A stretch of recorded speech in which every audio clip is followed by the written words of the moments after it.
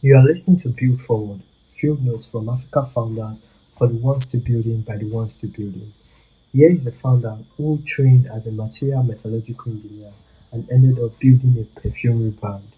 Why? Because someone refused to teach him. An aunt who knew how to make soap but wouldn't share the process. Instead of walking away, he went to Facebook, found a stranger in the Philippines willing to teach him.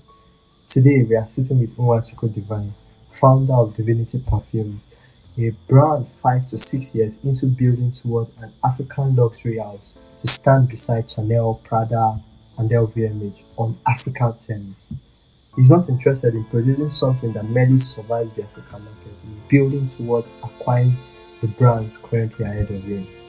What makes this conversation worth your next 40 minutes is what he has to unlearn. His first batch of perfumes used European fragrance notes and the reaction he faced by customers who outrightly rejected imported playbooks. That single piece of market feedback reshaped the entire brand. He stopped chasing what smelled premium and started building scent identity around what Africans want to wear. In Africa Eats with African names customers don't need to translate. He talks about burning his through his first modern investment. He talks about the role of packaging and design in the luxury markets. If you are building anything asset heavy, manufacturing, production, physical goods here in Africa, a market where the supply chain itself works against you, this episode is for you. If you ever built a product around what you personally love instead of what the market is telling you, divine early failure is the cautionary tale.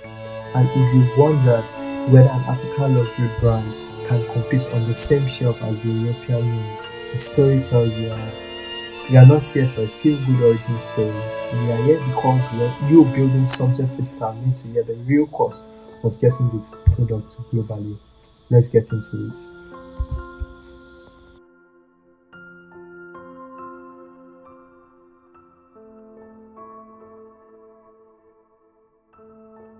Chiku. I'm the founder of Divinity Parfums. Uh, Divinity Parfums is a brand I grew when I started 2020 during COVID-19. It was out of passion, out of I just love competition. It was more like a little competition I wanted to do. So that's why I created Divinity Parfums at first. Before it grew to something I loved very, very well. So that's it. Interesting. So I've known you for quite some time, so I know some of the audios, some of the stuff, some of the challenges, some of the victories and the successes the recent perfumes have faced. But for our listeners who might not know, can you explain to them why an engineer or is in the perfume business? What what were the signs that made you say, okay, I'm going to be in this perfume business, and why you are even doing a business? Because you know an engineer is a good profession or is the standard profession in Nigeria, one of the standard profession in Nigeria, right? So can you explain to our listeners? Okay. Okay, so first of all, for engineering, I'm not really a big fan. I studied engineering, yes, but I'm not really a big fan. I love producing things. Engineering they produce things, but then my mom said, if I do engineering, I'm always grateful that she said that too, because you know, for I've not learned about perfumes. So back then I needed to like go to culinary school because I like cooking, mixing things and making things. But then she said, okay, I should do engineering. She said to do electrical engineering. I said, no, me and wire, we're not going the same way. So I did master's and metallurgical engineering. So I did not really have that nice passion for it. But I discovered that I like making things for food especially. So I used to do cookies, cakes and all that. And I have to sell it. So when I bake, I have to sell. So that's why I started liking business. I just like making money. That's why I'm the man. So so Exactly. I have to find a way to always like make money. So it's I also took chocolates back in secondary school. So all those things were just like okay, things I started doing. Before I came across someone that was doing perfume, I did not really have any like say major interest in perfume. But why like ended up liking or loving his passive is that because the person refused to teach me. So okay, you don't just teach me how to make perfume. No, bro, we learn how to make it and do it better than you. So that's where my own passion came up from. It's not really that I saw a gap in the business or something like that. It's just that I felt okay. Since you don't teach me, I will become the best at it.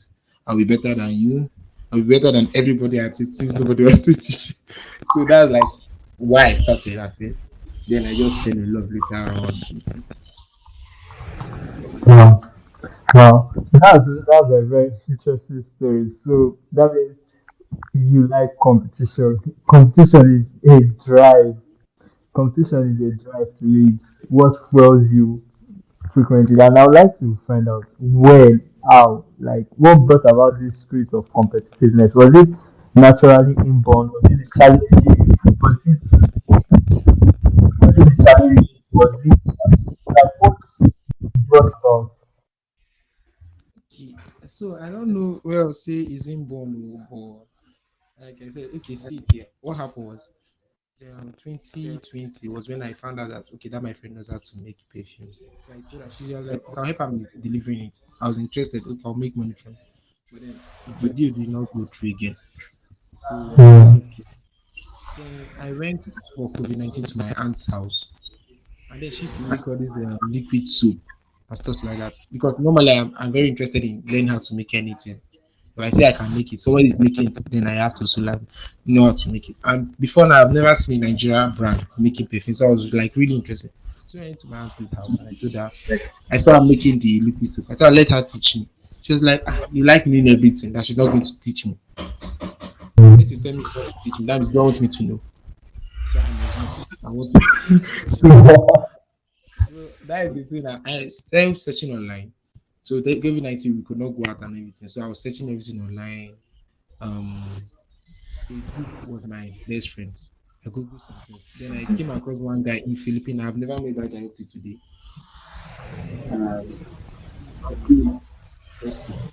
He was one I made for one of the Philippine governor's sons and president's son, one of the Philippine president's sons. So I met him online from a Facebook group. We started chatting, and then he was teaching me how to make perfume online. So he sent me said I was just doing my thing since my aunt because what I was looking for before I met him was that I was looking for how to make liquid soup.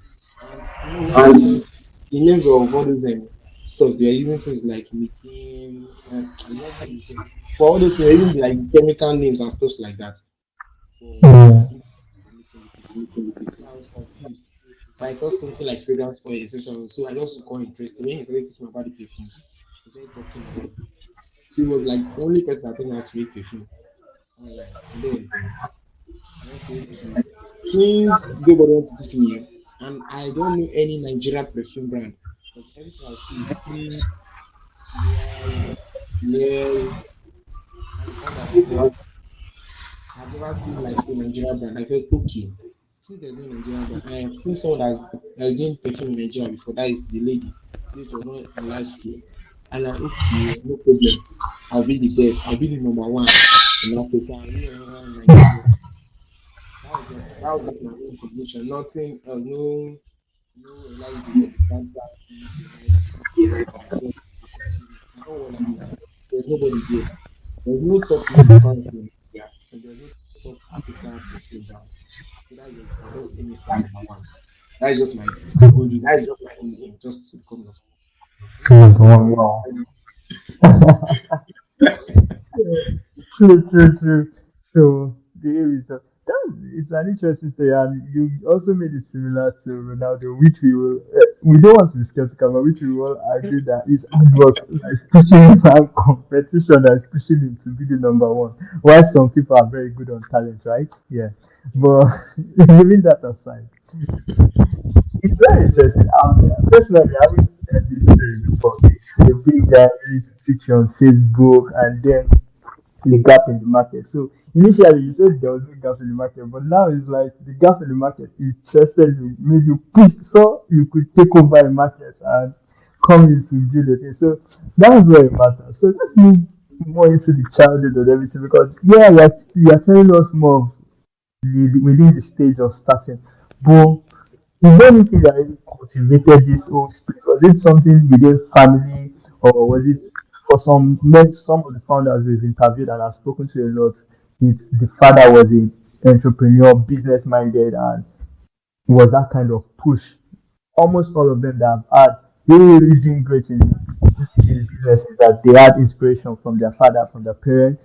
Some of them it could be challenges that strengthened them or brought them to that light. We had one where his challenges that brought him to the light to start to enter into the entrepreneurship. So for you, what in the childhood brought you up or prepared you for this competitiveness, this fierceness to be number one perfume brand in Africa?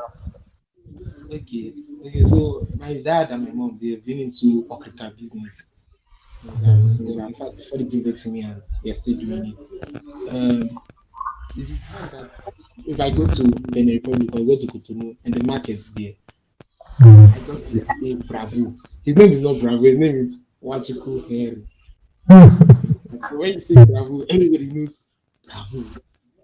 So I like that. I said, ah no, everybody was also hear my name. So he and then he compels us that he compels me the most to follow him to market. As far as I'm having any holiday, I go to market every day.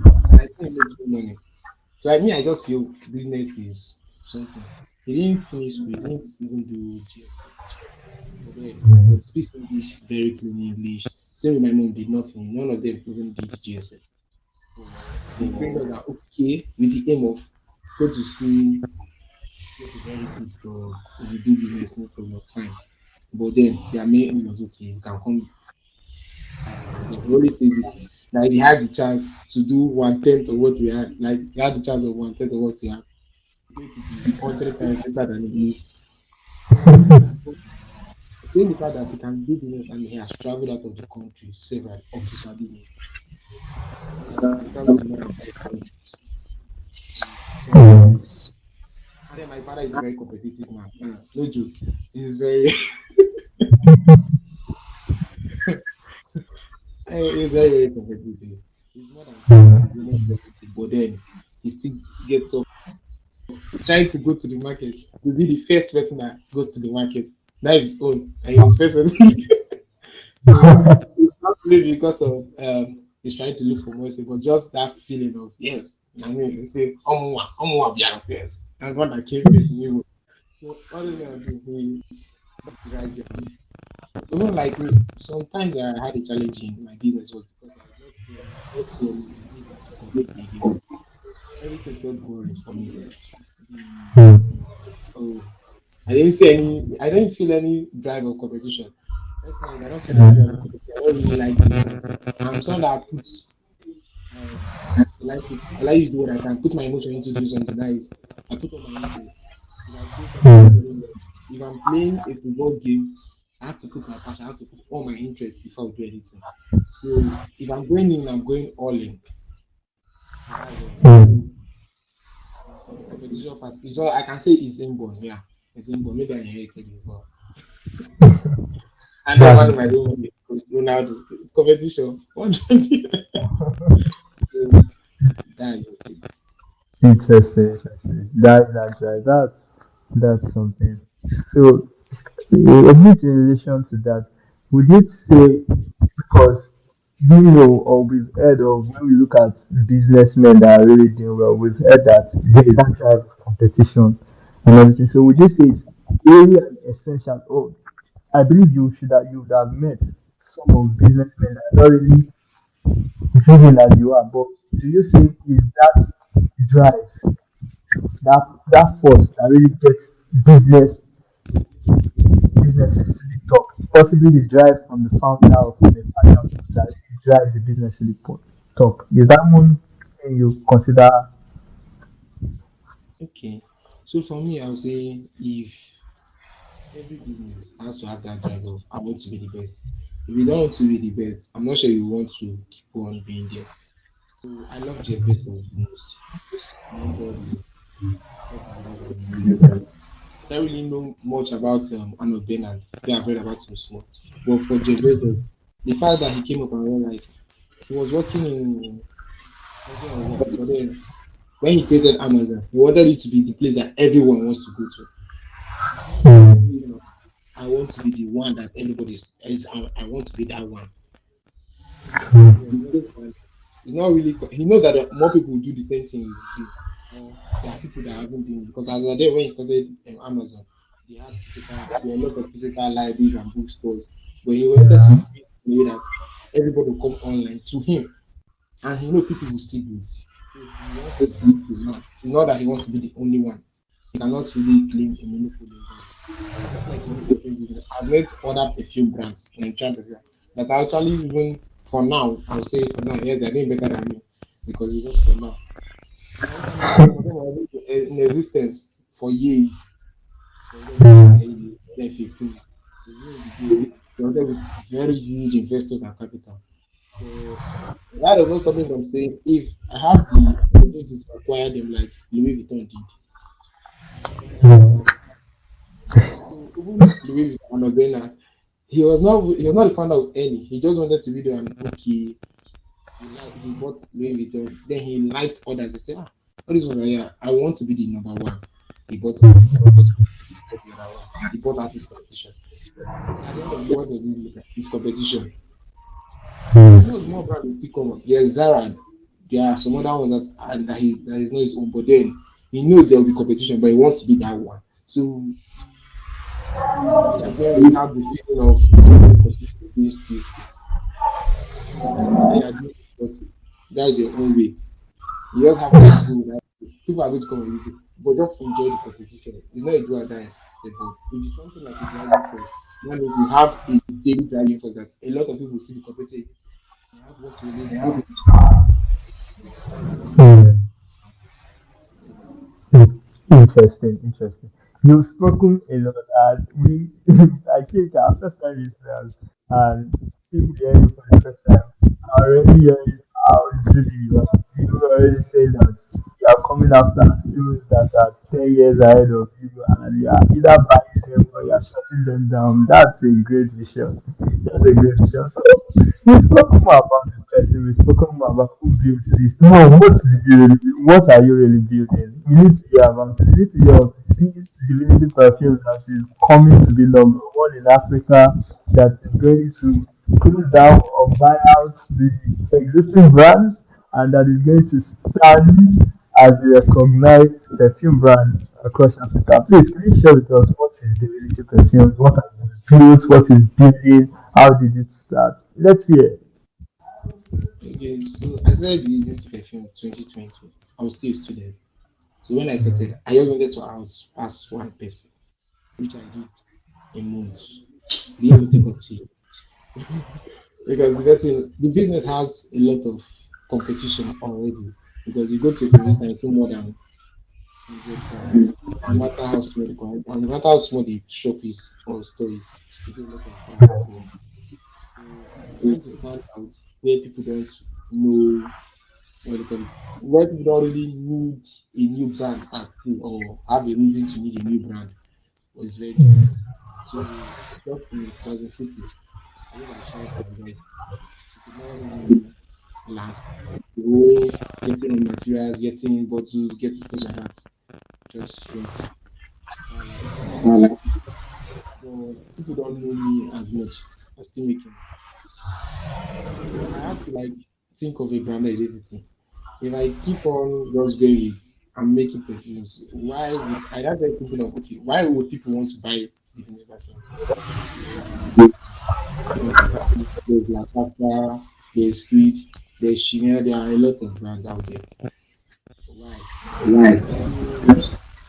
I have to calm down to think of why, which is something up to now I'm still trying to figure out. But I'll say one thing again is that Divinity Perfume is an African perfume brand. No matter what it is, no matter how it comes, there's going to be that African identity in it always. Some of my perfumes have been named like Zuri, Jemima, which is something I love the most because when you remember any African name, maybe someone else will use have an African perfume, but when you remember it, you remember it's divinity perfume. When you get things like Zuri, Yeah. or let's say in Pluto, you mention the name Zuri or Jemima. You don't really need to remember how the bottle looks like because I changed the bottle. more than two times because of the whole production, the whole getting bottles in Nigeria. Since Nigeria brand, we don't really produce our own bottles. We have to outsource everything from China. And if the supplier you are getting from decides to stop producing, he says to stop producing. So I changed the bottle several times, but just the name, the African name stood out. Though writing narrative perfumes, we always start with it. In as much as we have other names, but we always have that touch. We have to that this is an African brand. This is not just an European brand because African perfumes and European perfumes will never and should never smell alike because our weather is not the same. Unlike you say there's heat wave in Europe, but rain is falling almost every day currently in Nigeria here. So you cannot tell me what you are wearing and what I'm wearing should be the same. So I Exactly. love all my inspirations are Europe. Creed is one of my inspirations. Chanel is one of my inspirations. Both the founder and the brand. But they did things, they created a brand out of, will I say, their own perspective, their own area. So this is something that I know that the David Fashion will always touch. So those in the diaspora, those in Europe, Asia, they can still have a touch of Africa no matter where they are. Wow. Wow. So that's it. Interesting. Interesting. A lot to get. A lot for the audiences to get. A lot for coming up or upcoming investors in the perfume space, a lot for upcoming founders in the perfume space to hear from. It's really, really interesting.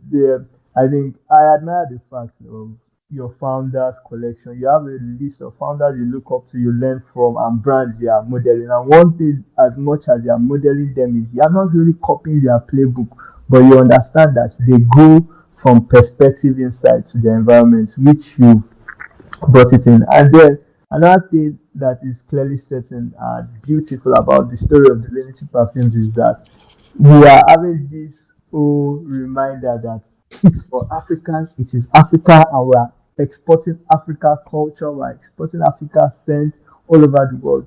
It's something rooted in the brand which we Africans should appreciate, right? It's something rooted. Thank you so much for that time.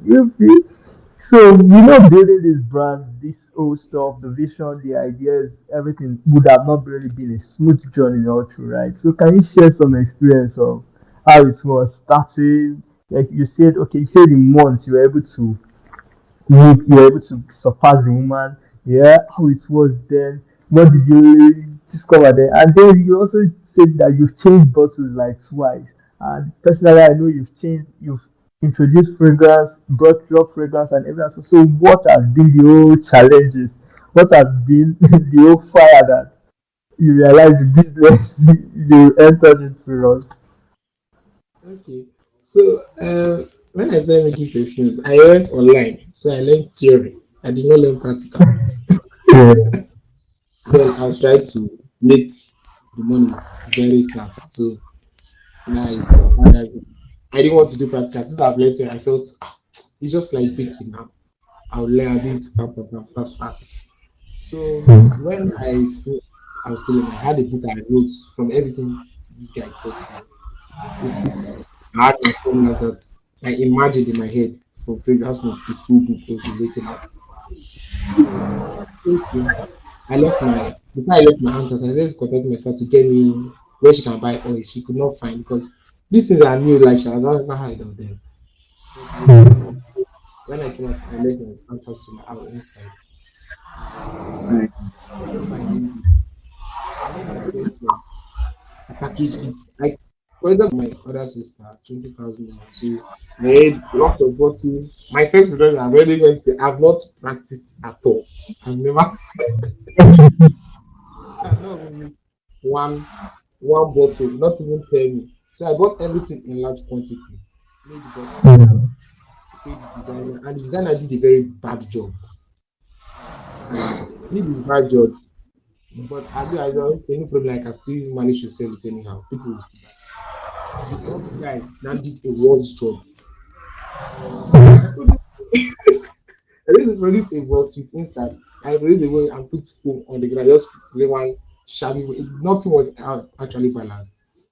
So I Wow. came into and make the perfumes, and I made those perfumes, soon making them. Bought lavender, orange, and some others.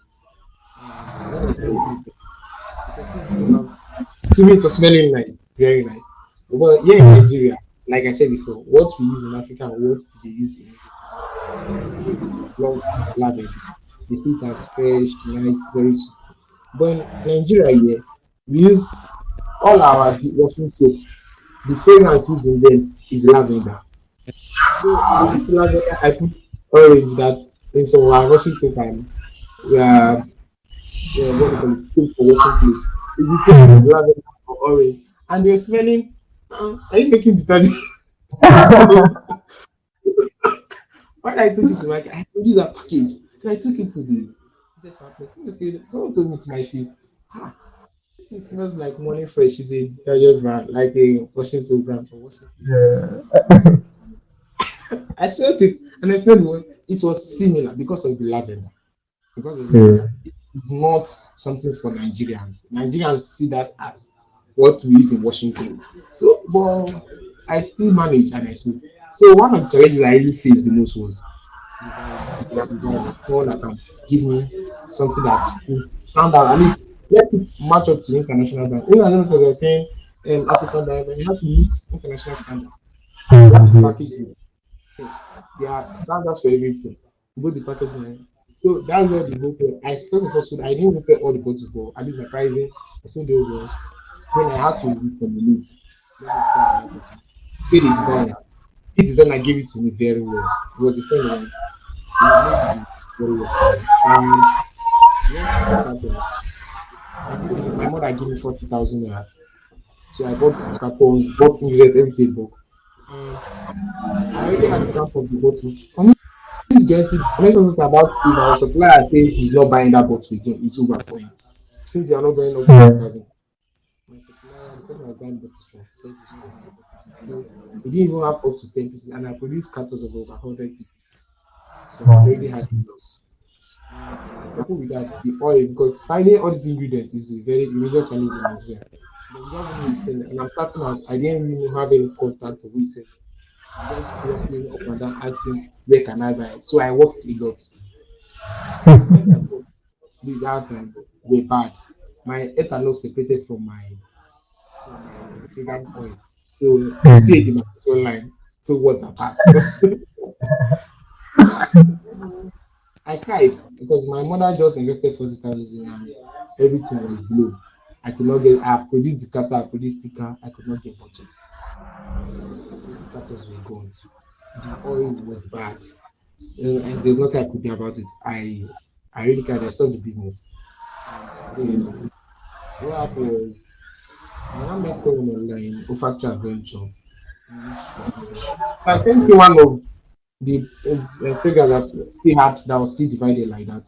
I managed to get another bottle and they just managed to create a different type of fragrance. Then and it was like, my fragrance is nice. It's not that this oil is separated that he likes the way my fragrance. He likes the way my fragrance smell. And then I told him, okay, since he likes the way my fragrance smell, that I should stock some of my products. So he was like, okay, but my packaging does not meet the standards. So he gave me that hope that someone who liked my product, someone loved what we did. Oh, So yeah. I started working towards getting a better package. Up to that, I've not really met that standard one because he only picks number one and number one fragrances.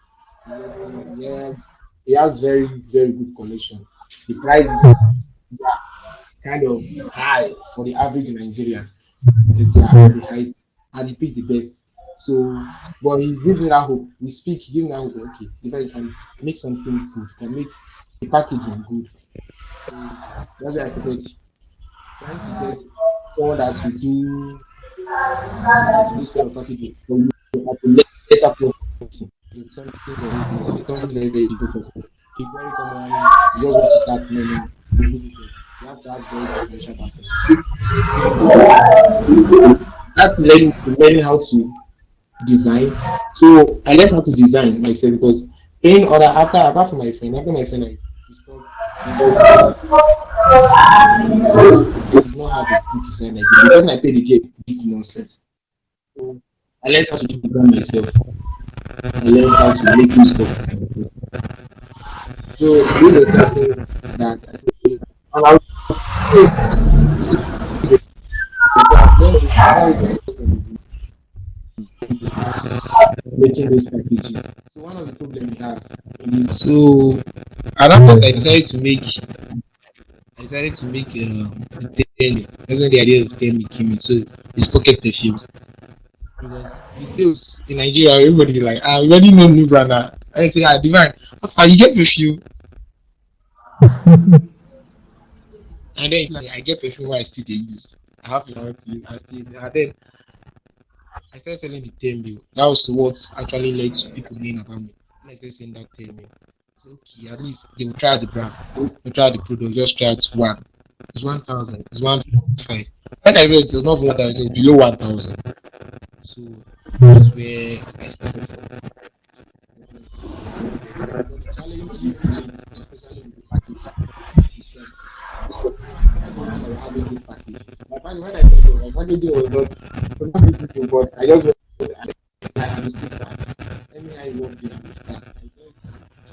I don't like people to follow me. Honestly, I just expect people to follow me.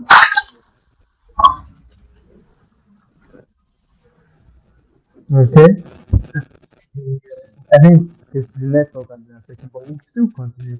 We still move on. I think the story is very, very, very, very, very interesting. You see, this is the beauty for, should I say, listeners or founders like us that are not really asset heavy.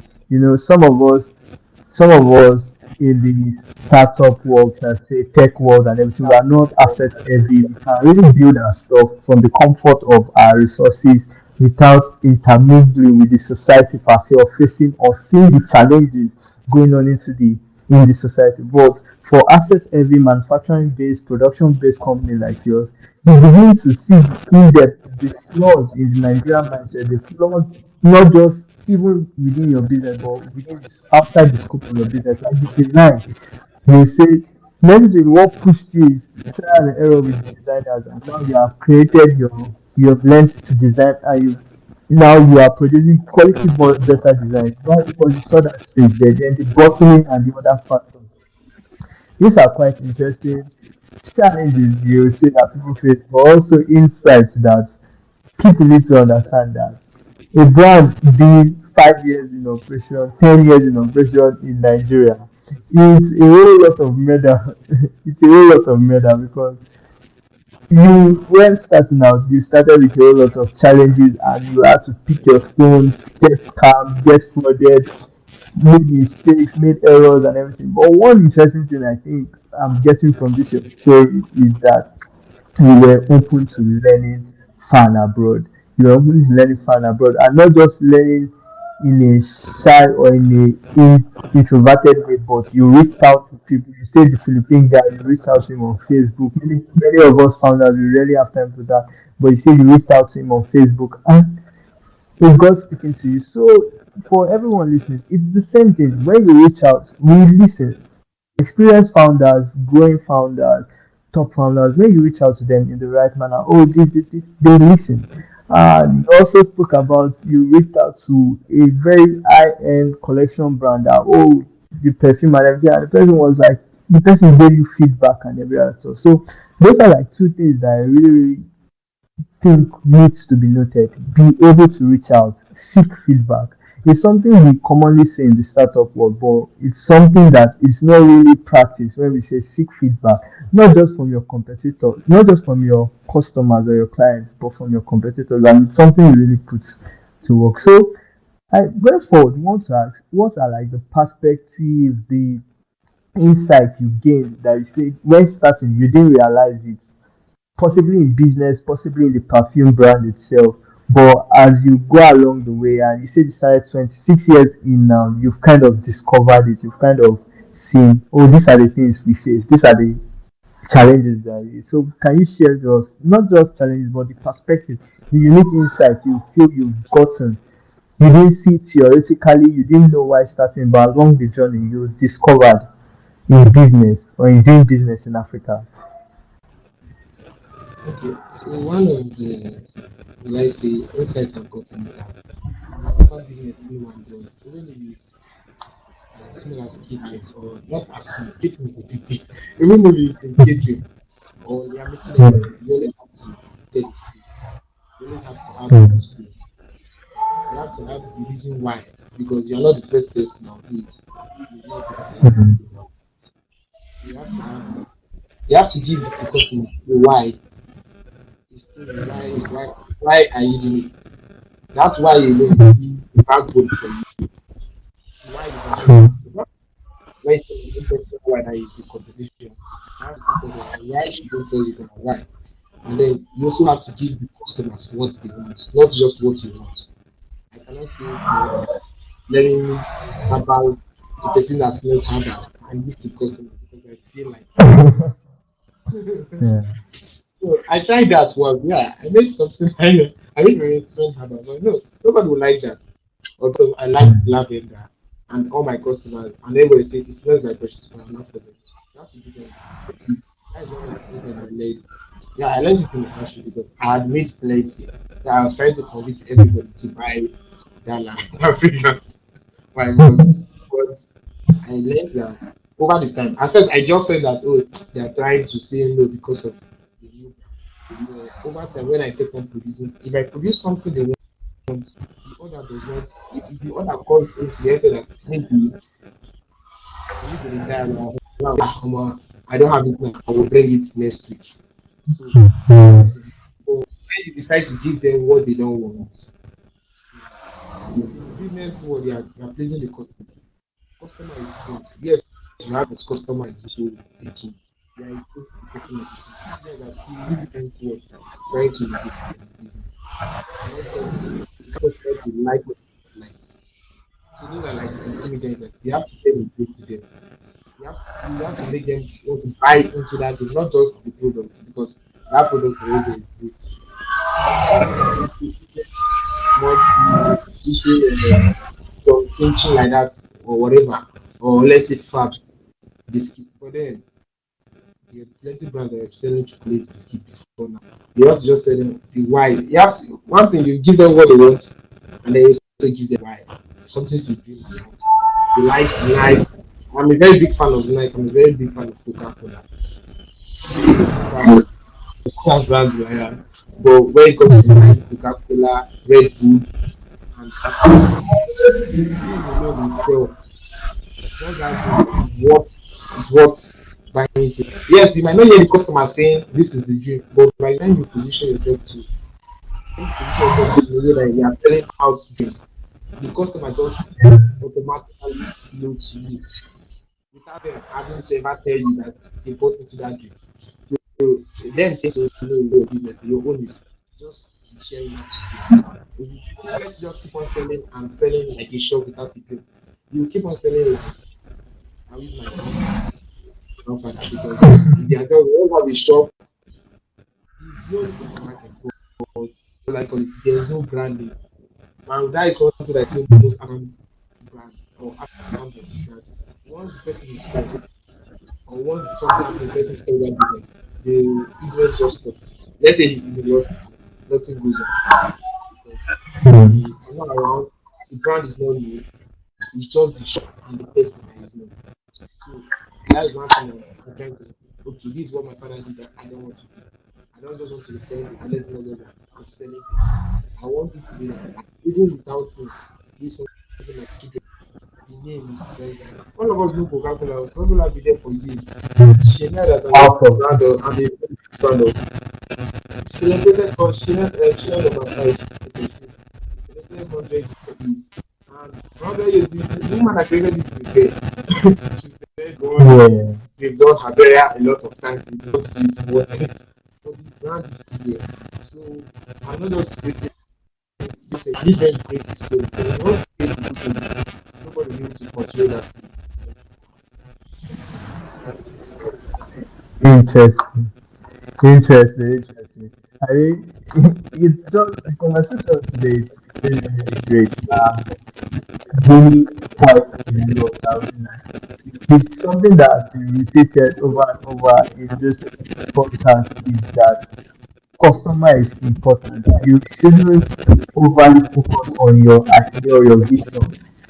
Serve the customer first. Serve the customer first. So for those that are listening, I know we've seen a lot on the internet that says, "Oh, businesses in Africa do not really care." But from what we are hearing, we see these people are really interested in serving the customer. Many times, why African brands fall short, it's not essentially their problem. It's that logistics, infrastructure, resources are not working in line. So that's something worth mentioning. And just before we wrap up and everything, I would like to let the audience know because we've spoken about this and in a way you mentioned it, but maybe not directly and indirectly. Divinity perfumes, is it just perfumes? Did you just start with just perfumes? Are you just staying in perfumes? What is it? It's Divinity Parfums. When you hear the name, it's just perfumes. What do we call it? Is it a luxury brand? I give you an example of Chanel, LVMH, NSC, Prada, and the rest, and the rest, and the rest. You, so is it just a perfume brand?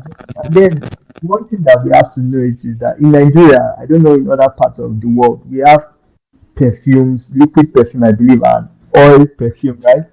So in that perspective, can you share more light to how Divinity Perfume is at the moment, where it is going to, what it really looks like? Okay, so for the village perfumes, I'll first of all start with the oil perfume aspect because in Nigeria, when you say, "Oh, I'm a perfume maker, I'm a perfume user," you see people that sell the oil perfume, that 3 million, 5 million, 10 million. Yeah, Personally, exactly. I decided never to make oil perfume just because of that reason. So no matter how someone asks me, no matter you love my friend, I will never sell the oil perfume to you. So I will not become that category. So the village perfumes, we don't do oil perfume. We get the full spray. Okay, now the village perfume is like a luxury brand, a luxury perfume brand. We tell stories, we just musically tell stories. Now, but we are moving on. This is something that I wanted to leave to say later, but I will say it here. The Beauty Perfume owns another perfume, and we own other brands. So the Beauty Perfume is more like a manufacturer. We manufacture perfumes and we gift our perfumes, our own perfumes. The perfumes you see our logo on are only gifts, or let's say custom made perfumes. I don't know if you can hear me. Yes, we can. Interesting. Perfumes are only custom made perfumes. So when you want to you want to share a story, a birthday story, an event story, you just want to share a story, a memory. That's what you call us. So we scrapped out the part of producing in large quantity for everyone. So that's Hmm. where you see our logo on front page. But in a situation where you want something for the mass appeal, we have other brands. We have another brand under the big brand. I know I'm going to come and get other perfume brands. I've gotten one. So we have other brands. Appeal. While if you want something from Divinity Perfumes, you are coming for something customized. You want to create something, you want to tell a story, you want to share a story, then call us. Or if you want us to buy, you can also call us. Want us, want us to make something for you. So Divinity Perfume is not just we're not just selling perfumes anymore. We are trying to create stories. We are trying to create stories for a manufacturer or a perfume brand that does not want to go through the hustle of the whole crafting, the manufacturing process, which will take you time. I know. So we are almost like a white label brand. But Yeah. any brand we are creating for must have a strong story behind us creating perfume for you. We're not creating for someone that has a strong story. If you just come and just Hmm. want to make perfume, you have to have a strong story behind everything. And you want to place a custom order for your lovely wife. It seems you're getting married this year. Um, we can do that. That's what we only do. We only share stories, lovely Interesting. stories. Yeah. Wow. This tells and answers a whole lot of things because Most of our listeners will be like, "Oh, the main perfume is just an oil perfume." Oh, I've not been saying the brand and everything, but you've really given us an insight. And I believe many people, what right now they will be doing is they'll be trying, okay, how can I contact Divinity Perfumes? How can I reach out to them? I've heard of this and that. I can't see their brand, so but I want them to work because from what we've read, we are very much interested in their weddings. I'm not planning to marry this year, but if you're having weddings, if you're having your hospitality brand, you're having a very luxurious events and everything, you want Divinity Perfumes to be the people giving you the scent and the fragrance, hosting you for your guest, giving it as guest gift and everything. You want it to be Divinity Perfume. So the question would be, okay, how can we reach out to you? How can we get to you and every other stuff? So you can just help us, tell us how can we get to this Divinity Perfume since it's not readily available in the market and it's a white label exclusive brand. Can you share to us how we can get to possibly the founder or the brand that is? Okay. So if you want to get to us, we have our Instagram, Divinity Perfumes. We're on TikTok, Divinity Perfumes, or Divinity.perfumes. TikTok and Instagram. If you want to get to us on site, www.divinityperfumes.com.ng. And my phone number, because I'm the perfumer behind it, 07039012680. Wow. Say divine dignity. I want to create something for my wife. I want to just tell the person how I feel. We'll do that for you. And then you want to create your own Interesting. brand from the scratch. We'll think together and we'll finally create something unique. But we are also looking to get into the beauty industry, the whole fragrance industry. Mm. It's not something we've done yet. So that's how we just. And then Wow. Thank you. we we try to we can just when we get there, we'll send it out. Interesting. We will be expecting you. We will be prepared to have you. It's a Thank lovely you very much. conversation. Yeah, we'll be wrapping Thank up you now. very much. And how we would love to wrap up is we've heard your story, we've heard the competition, we've heard the mindsets, we've heard the drive, we heard what Divinity Perfume is becoming the number one African perfume brand. We've heard a lot. Now, speaking to that potential founder, speaking to that potential investor, speaking to the large market, people that are to build Africa economy, people that are to change Africa's story, people that are to put Africa on the global stage. What do you want to tell them? What message do you have for them? Okay. One message I have for the African farmers is like I said, create something that is up to standard. In as much as we always say Africans should patronize Africa, like you should try.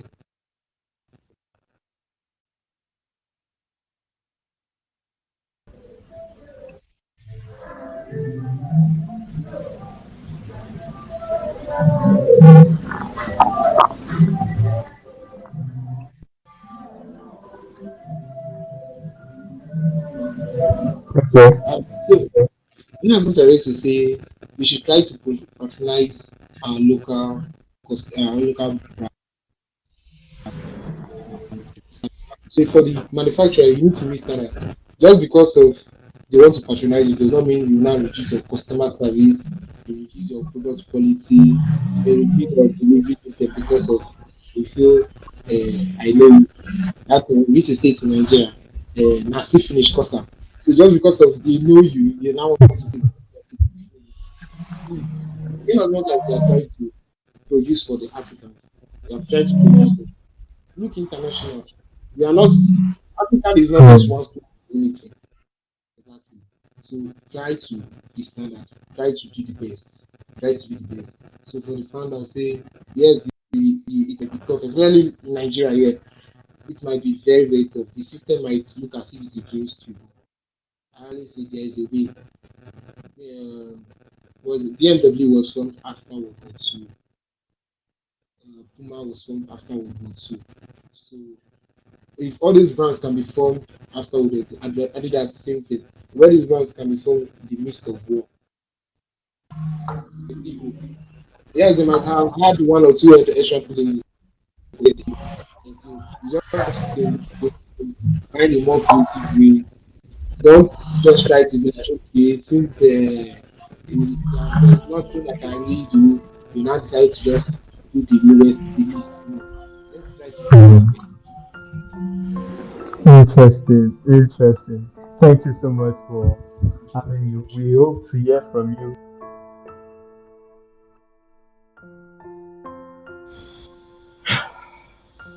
That was a real story, unpolished, unfiltered, the kind that only exists because the founder was willing to tell the true version and because Build Forward Field Notes from Africa founders exist. Africa entrepreneur story is being written, and we are making sure it's not going to be written without the founders who are actually living it. If today's episode opened up a question about your business, about positioning, strategy, or what's the next stage of growth actually require, Xpress Digital Co exists to walk through with you. We are a strategy-led digital firm built for founders at the inflection point. Find us at xpressdigital.org or the links in the show notes. And if you're a founder with a story worth documenting, early stage, growth stage, still in the work, applications for the podcast are open at xpressdigital.org. Build-forward. Xpressdigital.org. Build-forward. Your journey certainly contains what the next builder needs. We want to hear from you. And to you, the ones who made it to the end of the episode, thank you. You are part of this recording being built. Share this conversation with one founder who needs it. Build forward.